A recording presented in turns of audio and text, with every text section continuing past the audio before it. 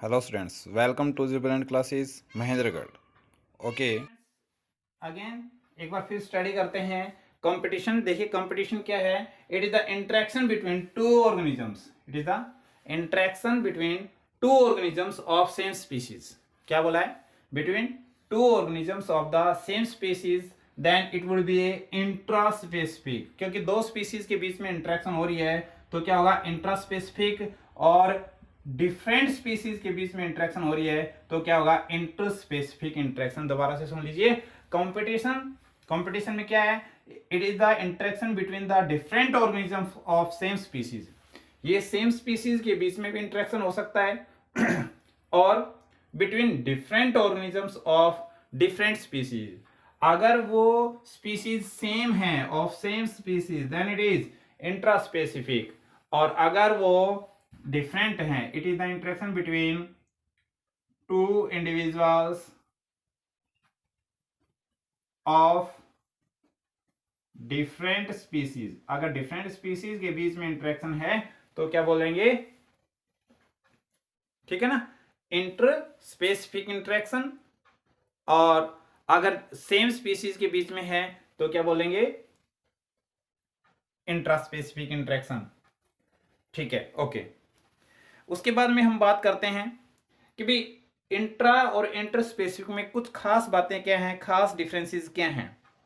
तो वो कुछ खास डिफरेंसेस हैं इसमें। क्या बताएंगे? इंट्रा स्पेसिफिक में सिमिलर टाइप ऑफ अडेप्टेशंस होती हैं। इनमें बताएंगे all individuals have similar type of adaptations. ठीक है। और इसमें बताएंगे इंटर स्पेसिफिक में कि डिफरेंट टाइप की अडेप्टेशंस होती हैं। यहां तो क्या बताया हमने? सिमिलर टाइप की। यहां बताएंगे कि individuals have different type of adaptation. Different type of adaptations यहां आपको मिलती हैं। ठीक है, यहां डिफरेंट टाइप की अडेप्टेशन मिलती हैं और यहां सेम टाइप की अडेप्टेशंस मिलती हैं। ठीक है, अब ना स्टूडेंट्स इसके कुछ एग्जांपल्स लेते हैं, उन एग्जांपल्स को हम डिस्कस करते हैं। और वो जो एग्जांपल्स हैं बारी बारी लेते हैं। जैसे फर्स्ट एग्जांपल हम पुट करें तो हमारे पास है एक आइलैंड का, गैलापागो आइलैंड। इन गैलापागोस आइलैंड, इस गैलापागो आइलैंड का एक स्पेशल हमने एग्जांपल लिया है। वो एग्जांपल क्या है? यहां पर एबिंगडन टोर्टोइज थे। एबिंगडन टोर्टोइज थे। ठीक है, ये टोर्टोइज बहुत अच्छे से रहते थे बेचारे, लेकिन क्या हुआ? ये एक्सटिंक्ट हो गए, बिकेम एक्सटिंक्ट। बिकेम एक्सटिंक्ट क्यों हुआ ऐसा? बिकेम एक्सटिंक्शन नहीं, बिकेम एक्सटिंक्ट। देखिए ड्यू टू कंपटीशन। कैसे हुआ वो competition? Abingdon tortoise became extinct. बहुत अच्छे से रहते थे पहले वो, नाउ दे बिकेम एक्सटिंक्ट। खत्म हो गए, वहां से लुप्त हो गए वो कुछ ही समय में। With in 10 years, with in 10 years, थोड़े ही समय में वो क्या हो गए? वहां से विलुप्त हो गए। कब और क्यों? जैसे ही उस एरिया में due to introduction of goat, due to introduction of got,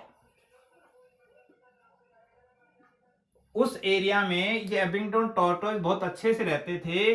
लेकिन जैसे ही गोट को इंट्रोड्यूस किया वहां उस एरिया पर ला करके छोड़ा गोट को, तो कुछ समय बाद ही, कुछ समय मीन्स 10 साल के बाद ही, 10 साल के अंदर अंदर ही एबिंगडन टॉर्टोइज वहां से विलुप्त हो गए। ऐसा क्यों हुआ?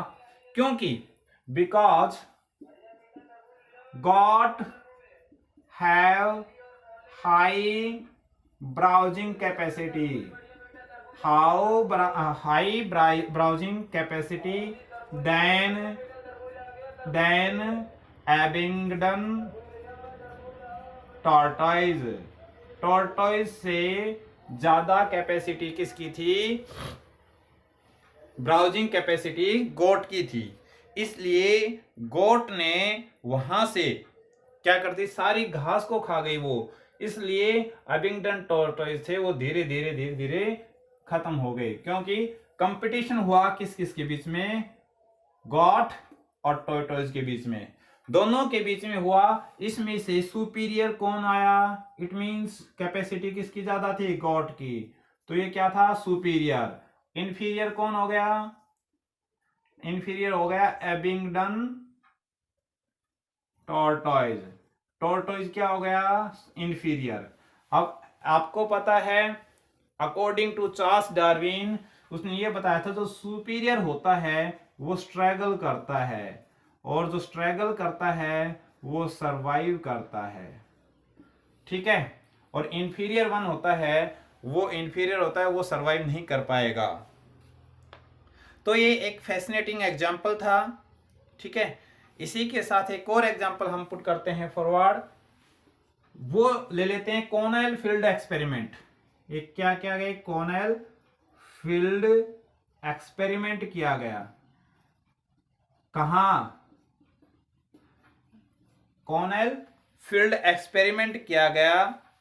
ये कॉर्नेल फील्ड एक्सपेरिमेंट कहां किया गया, in rocky sea coast of Scotland, कहां, एट, या फिर इन कर लीजिए, in rocky sea coast of Scotland, Scotland में रॉकी सी कोस्ट एरिया है, वहां कॉर्नेल फील्ड एक्सपेरिमेंट किया गया।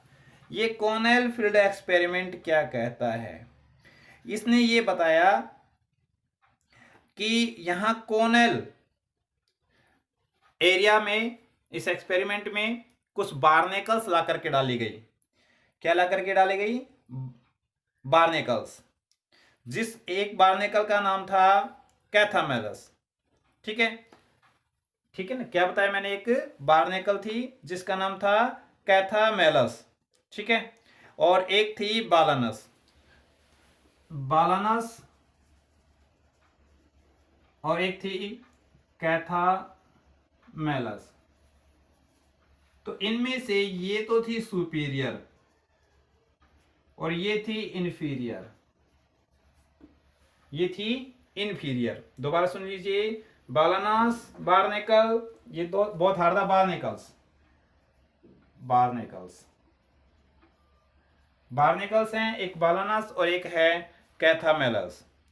तो सुपीरियर इज बालानस एंड दूसरी वाली क्या है, कैथामेलस। क्या देखा, इस पॉपुलेशन ऑफ दिस बालानस, ठीक है, population of this Balanus is generally reduced, and क्यों हुई reduce, due to competitive release. और कैथामेलस है, थोड़ा उल्टा बोल गया बेटा, एक बार दोबारा सुन लीजिए, ये इंफीरियर ये सुपीरियर, उल्टा बोल गया मैं, ये इंफीरियर है ये सुपीरियर है। ड्यू टू कंपटीशन धीरे धीरे क्या हो गई, ये रिड्यूस हो गई इसकी पॉपुलेशन, और इसकी पॉपुलेशन इंक्रीज होती चली गई, ठीक है। क्यों, क्योंकि इनकी कैपेसिटी क्या थी, ज्यादा थी, और इनकी कैपेसिटी क्या थी, कम थी। इसलिए धीरे धीरे धीरे धीरे बैलेंस रिड्यूस हो गई, और वहां उस एरिया से गेट रिलीज्ड, उस एरिया से खत्म हो गई, और इनका नंबर इंक्रीज होता चला गया, ठीक है। ये थे कुछ स्पेसिफिक एग्जांपल, और ये जो एग्जांपल पुट फॉरवर्ड किए गए, आगे रखे गए, वो साइंटिस्ट था, और उसने, वो था गॉस। कौन सा साइंटिस्ट था, गॉस, और उसने ये अपना एक प्रिंसिपल दे दिया, Gause's principle of competitive exclusion, Gause's principle of competitive release, Gause's principle of competitive release और कॉम्पिटिटिव एक्सक्लूजन, कॉम्पिटिटिव रिलीज और कॉम्पिटिटिव एक्सक्लूजन। इसने एक ही बात बताई, जो सुपीरियर होता है विल सर्वाइव, लेकिन जो इंफीरियर होता है will get eliminated from that area. इसी के साथ एक और साइंटिस्ट आया जिसका नाम था मैक आर्थर। तो मैक आर्थर ने क्या बताया, उसने ये बताया कि जो दो स्पीशीज हैं वो एक दूसरे के साथ रह सकते हैं। अगर दो स्पीशीज एक दूसरे के साथ रह सकते हैं अगर उनका फोरेजिंग एक्टिविटी और बिहेव क्या हो, अलग अलग हो। ठीक है, two species can coexist if they have different foraging activity or behavioral activity। अगर उनकी बिहेवियरल और फॉरेजिंग एक्टिविटी क्या हो, डिफरेंट हो, तो वो एक दूसरे के साथ रह सकते हैं। एग्जाम्पल उन्होंने बताया वर्बलर का, warblers can coexist on single tree। तो ये था अपने पास कंपटीशन का।